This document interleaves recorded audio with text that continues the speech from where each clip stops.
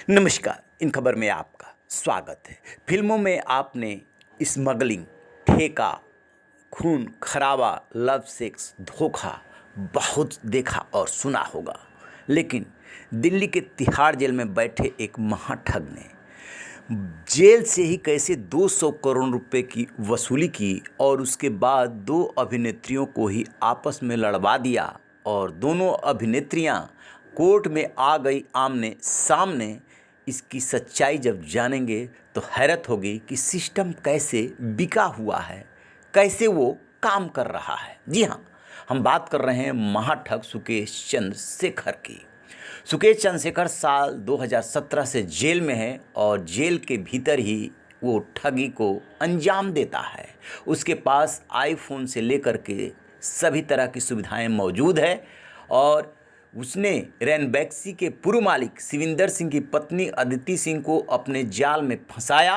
उनसे 200 करोड़ रुपए का पेमेंट करवा लिया कि तुम्हारे पति का वो जमानत करा देगा। पूरा सिस्टम मुख दर्शक होकर के देखता रहा और उस 200 करोड़ रुपए से अभिनेत्रियों को गिफ्ट दे करके अपने प्रेम जाल में फंसाता रहा। ट्राई तो उसने कई हीरोइंस पे किया लेकिन सफलता मिली उसे 2 पर और अब वो दोनों आ गई हैं कोर्ट में आमने सामने।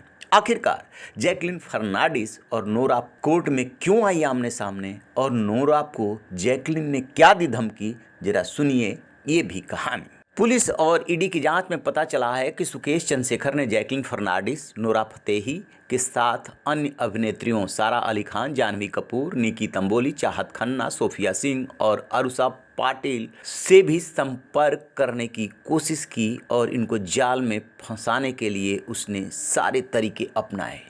इन पे उसने डोरे डाले इवेंट मैनेजर पिंकी ईरानी और अपनी पत्नी लीना मारिया। जैकलीन फर्नांडिस पर सुकेश ने 10 करोड़ से अधिक लुटाए और नोरा को भी उसने पेशकश की लेकिन नोरा ने उसके पेशकश को ठुकरा दिया।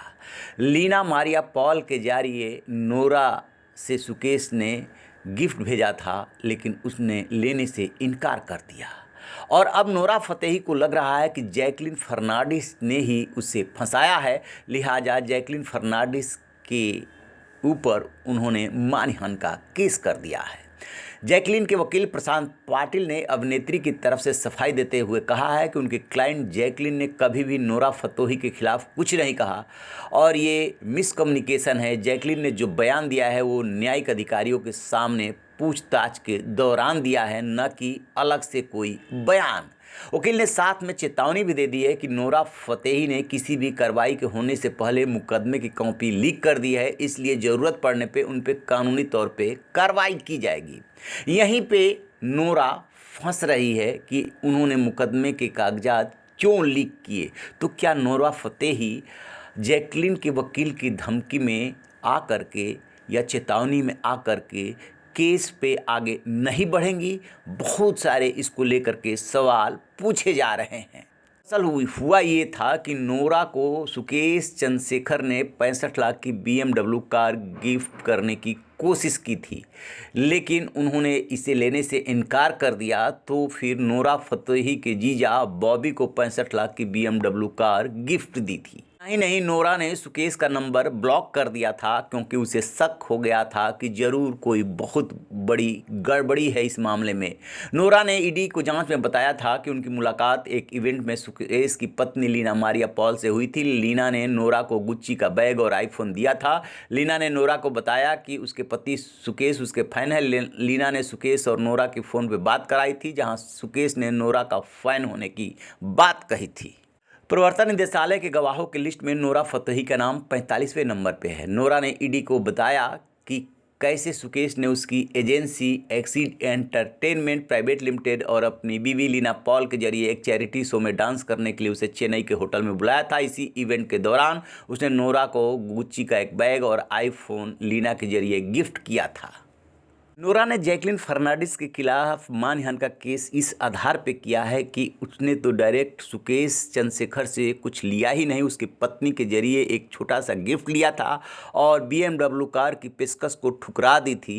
फिर उसका नाम इस केस में क्यों आ रहा है? उसने तो अपने आप को अलग कर लिया। ज़रूर जैकलिन फर्नांडिस ने उसे फंसाया है, लिहाजा अब वो कोर्ट में आमना सामना करेंगे जैकलिन फर्नांडिस से। इससे पहले ही आ गई वकील की चेतावनी कि खबरदार आगे न बढ़ना, नहीं तो बहुत महंगा पड़ेगा। रहिए न बेखबर, देखते रहिए इन खबर। Thank you. इन खबर चैनल को सब्सक्राइब करें।